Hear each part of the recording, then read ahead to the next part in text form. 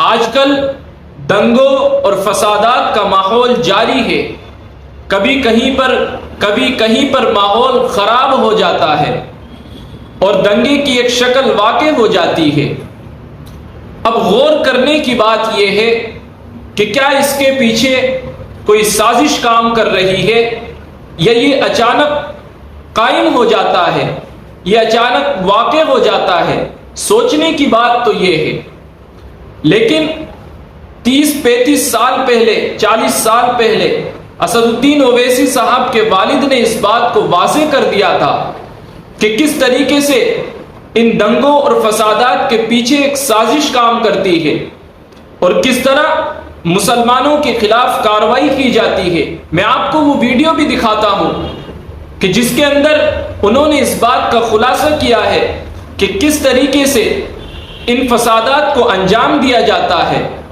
یہ ویڈیو بہت اہم اور بہت ضروری ہے. آپ اس ویڈیو کو ضرور دیکھیے اور بغیر اسکپ کرے اس ویڈیو کو پورا دیکھیے، جس سے آپ کو یہ بات معلوم ہو جائے گی کہ کس طریقے سے فسادات کو انجام دیا جاتا ہے. ویڈیو اچھی لگے تو آپ اس کو شیئر ضرور کیجیے.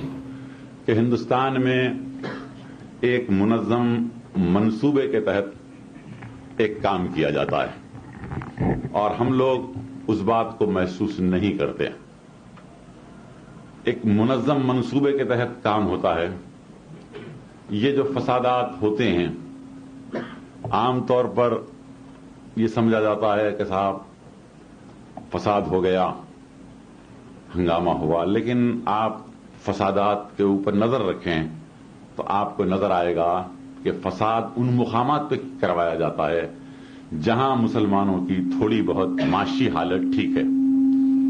وہاں فساد کرا کے آپ کی معاشی حالت کو، آپ کے بزنس کو ختم کر دیا جاتا ہے. آپ خود دیکھیں گے، اگر ایک تاریخ وار اگر آپ دیکھیں تو آپ کو نظر آئے گا کہ گلبرگے کے مقام پر کپڑے کی ٹھوک تجارت مسلمان کے ہاتھ میں تھی. فساد کے بعد وہ تجارت ہمارے ہاتھ سے نکل گئی. مراد آباد کے اندر برتنوں کی تجارت مسلمان کے ہاتھ میں، فساد کے بعد وہ تجارت ختم ہو گئی. اسی طریقے سے بنارس میں بنارسی ساڑیوں کا کاروبار مسلمانوں کے ہاتھ میں تھا. بھوپال وغیرہ میں پتے کا بیڑی کا کاروبار ہاتھ میں تھا. اور اب جو بھاگلپور میں جو فساد ہوا ہے، صرف ہم فساد کے اوپر غور کرتے ہیں، لیکن بھاگلپور وہ مقام ہے جہاں یو پی اور بہار میں سب سے زیادہ دولت مند لوگ رہتے تھے. ریشم کا پورا کاروبار ان کے ہاتھ میں تھا اور اب فساد کے بعد وہ کاروبار ختم کر دیا گیا. تو ایک منظم منصوبے کے تحت یہ کام کیا جا رہا ہے. لیکن پروپیگنڈا یہ کیا جاتا ہے کہ صاحب جلوس جا رہا تھا، مسلمانوں نے پتھر مار دیا، یہ، اور ہم لوگ اس کو صحیح سمجھ جاتے ہیں. جیسے کہ گجرات میں فساد ہوا تو اس وقت بوٹا سنگھ نے پارلیمنٹ میں کہا کہ پتھر آئے تھے، 10 لاکھ کا جلوس تھا. چونکہ میں واقف تھا وہاں کے حالات سے، میں نے ان سے کہا جہاں سے جلوس جا رہا تھا وہاں کتنے مسلمانوں کے مکانات تھے؟ تو کہا 15 مکانات تھے صرف، اور 10 لاکھ کا جلوس جا رہا ہے. میں نے کہا مکان میں لوگ تھے؟ تو کہا نہیں، وہ ڈر کے پہلے سے ہی خالی کر دیے تھے. تو پھر کیا اجنہ پتھر مار رہے تھے؟ آپ بتائیے کیا تھا؟ آپ خود اندازہ کر سکتے ہیں. اگر یہاں سے کوئی 10 لاکھ کا جلوس جائے تو آپ میں، میرے میں یہ جرت ہو سکتی ہے کہ ہم پتھر ماریں؟ ہم تو ختم ہو جائیں گے، ہمارے بیوی بچے. لیکن یہ پروپیگنڈا کیا جاتا ہے کہ صاحب فساد کی ابتدا مسلمان نے کی، حالانکہ خود پتھر مارتے ہیں. تو یہ ایک منظم سازش ہے. اس لیے ہے کہ دستور میں ہریجنوں کو، پسماندہ طبقے کو مراعات دی گئی کہ ان کو اوپر اٹھایا جائے. ہمیں اعتراض نہیں ہے اور زیادہ مراعات دی جائے، لیکن سوال یہاں پیدا ہوتا ہے کہ جب وہ اوپر اٹھ جائیں گے تو یہ سڑکوں پر جھاڑو دینے کے لیے، گھروں میں کام کاج کرنے کے لیے، ہوٹل میں برتنا مانجنے، رکشا چلانے کے لیے کون ہوگا؟ تو آپ کو تیار کرنا چاہتے ہیں. یہ ایک منصوبہ بند طریقے سے یہ کام کیا جا رہا ہے. اور اسی طریقے سے اردو کو مٹانے کی بات کرتے ہیں. یہ کیوں؟ हालांकि उर्दू कोई मुसलमान की मजहबी जबान तो है नहीं, कुरान अरबी में नाजिल हुआ, उर्दू में नाजिल नहीं हुआ, क्योंकि ये एक मुश्तरका जबान थी और हमने इसको अपनाया। लेकिन आज आप कुरान पढ़ते हैं लेकिन आप समझ नहीं सकते।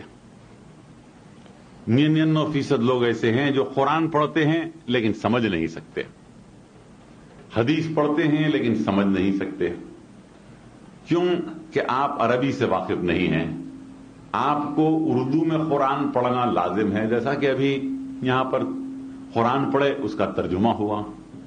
तो वो ये चाहते हैं कि अगर इस जबान को खत्म कर दिया जाए तो आप अपने मजहब से, अपनी तारीख से, अपनी सखाफत से, अपनी तहजीब से महरूम हो जाएंगे।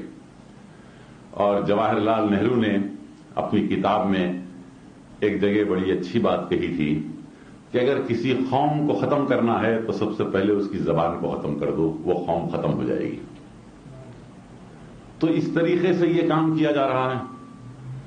अब सरकारी मुलाजिमतों में हमारा तनासुब क्या है? 2% भी नहीं है। और फिर हम अपने बच्चों को जिनमें शऊर है, मुसीबतें उठाते हैं, मुश्किलात उठाते हैं, अपने बच्चे को तालीम दिलाते हैं। लेकिन कभी आप बच्चे को तालीम दिलाते हैं, कभी आप जो कोर्स के किताबें हैं आप उसको पढ़ के देखिए तो एक मखसूस तरीके के ऊपर हिंदू मजहब का प्रचार किया जाता है, मसले तनासुख को समझाया जाता है। इस्लाम में मरकर दोबारा पैदा होना तो नहीं है, सिवाय क़यामत के दिन उठाए जाएंगे सब। यहां यह है कि अगर तू बुरा काम करेगा तो बंदर बनेगा, दोबारा तेरा जन्म होने वाला है। ये तमाम चीजें बताई जाती हैं और बच्चे के ज़हन और फिक्र में ये बात बिठाई जाती है। और तारीख में बयान बताया जाता है कि फलां बादशाह ने ऐसा जुल्म किया हिंदुओं के ऊपर, तो उनके जहन को शुरू से पॉइजन किया जाता है और उनके जहन को इस तरीके से खराब किया जाता है। ये एक मुनज़्ज़म मंसूबे के तहत काम हो रहा है और हम लोग बेखबर पड़े हुए हैं। तो हमको ये गौर करना है कि हम आज मुसलमान हर मैदान में पीछे हो चुका। मैं आपको हैदराबाद की बात, क्योंकि अपनी एक मखसूस महफिल है, अवामी महफिल में तो हम नहीं कह सकते ये बात, लेकिन हैदराबाद में भी